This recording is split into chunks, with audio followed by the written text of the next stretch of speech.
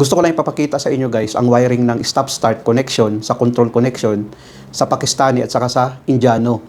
Ito yung wiring nila dito sa Middle East guys sa ating stop-start motor control. Sa mga gusto mag-abroad guys dito sa Middle East, ito yung madalas kong nakikita sa kanilang wiring sa stop-start motor control ng Pakistani at saka Indiano. So gusto ko lang ibahagi sa mga baguhan, at least kung makapunta kayo dito sa Middle East, alam nyo na ang diagram nila. So ngayon guys, ipapakita ko yung diagram nila guys, at least alam din ng mga baguhan. Ito na yung wiring ng Indiano at Pakistani guys. Indian at Pakistan dito sa Middle East. Ganito ang madalas na nakikita ko sa kanilang wiring. Sa ating kasing mga Pinoy, ganito ang wiring natin. No? Madalas kasi ganito ang wiring natin. Pero dito sa Middle East guys, ang wiring nila ay kakaiba ganito. Pero kung titignan mo guys, pareho lang ang function yan. Pareho lang. So ngayon, ating wawiringan ito, at least makikita din ng mga baguhan. So ngayon guys, unahin natin dito sa line 1, papunta sa overload. Ito yung overload natin. No?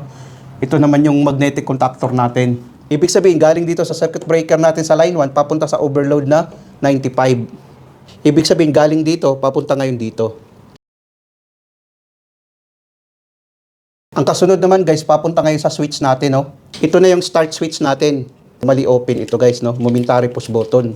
Maglagay tayo dito, tapos mag-jumper din tayo sa auxiliary ng ating contactor. Galing dito sa overload, papunta ngayon dito, no? Tapos mag-jumper tayo, papunta naman dito sa number 14 dito natin ilagay. Tapos higpitan natin, no? Dalawang wire kasi guys, isa dito at dalawa naman sa auxiliary, no?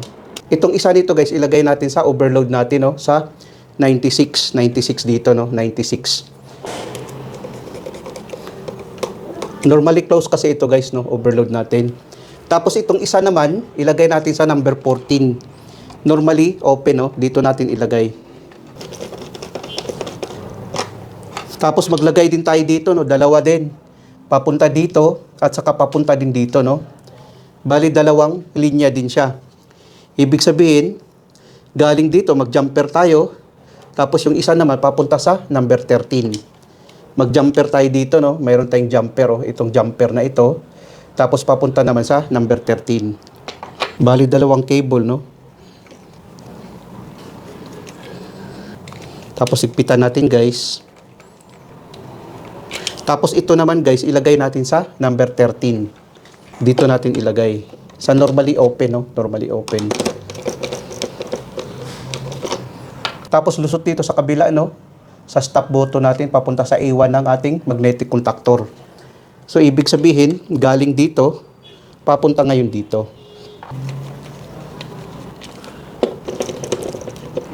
Bali, tapos na tayo dito, guys, no? Sa wiring na ito. Dito. Dito naman tayo sa A2.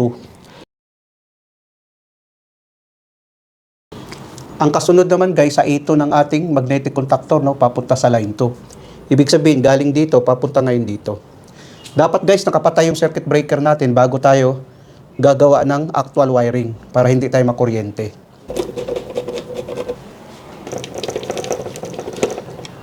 Ngayon guys, tapos na tayo sa wiring. Ating pag-aralan muna yung diagram, no? Ito yung sa control connection niya guys. Kung lagyan natin to ng power supply, ang line 1 at saka line 2, pag i-press natin tong start button guys, mag-close ito, no? Gaganon ito. Ang kuryente ngayon dadaloy dito, no? Gumana ngayon ang main contactor natin. Pagana ng main contactor natin guys, i-close to ng main contactor natin. Pag bitawan natin to guys, babalik to sa normal position na naka-open. Gaganon ito. Ngayon, ang kuryente ngayon, dadaloy dito, no? Ngayon, pag i-stop natin tong button, pag i-press natin tong stop, mag-open ang contact nito, gaganon ito. Ang kuryente ngayon, hanggang dito na lang, no? Mamamatay ngayon ang main contactor natin. Pag patay ng main contactor natin, guys, mag-open ito. Tapos ngayon, pag bitawan natin to guys, babalik to sa normal position na naka-close, gaganon siya. So ngayon, hindi nagagana ang main contactor natin, no, dahil nag-open ito.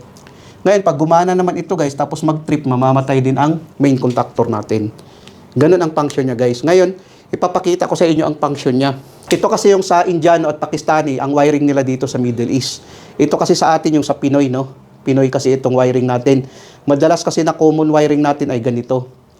So, baliktad, no? Bali dito ang start button nila, ang sa line 1. Sa Pilipino naman, ang stop push button naman natin ang sa line 1. Yun ang pagkakaiba nilang dalawa. Pero ang function nito guys, pareho lang. O natin. Press natin guys. Ayan, gumana ang contactor natin. Pag i-press naman natin to, mamamatay. Mamamatay siya. Press natin guys ulit. Ayan, gumana siya. Pag stop natin, mamamatay. Press natin. Gumana. Pag stop natin, mamamatay. Ngayon guys, pag i-press natin to gumana, pag mag-trip naman guys, mag-open ang contact nito, mamamatay ang main contactor natin. No? Kung makikita natin, nag-trip siya, mamamatay ang contactor natin. Ganun siya guys. Gumana, tapos pag stop dito mamamatay. Start, tapos stop. Sana guys nakapagbigay ito ng konting kaalaman sa mga baguhan. Maraming salamat sa inyo guys. Hanggang sa muli.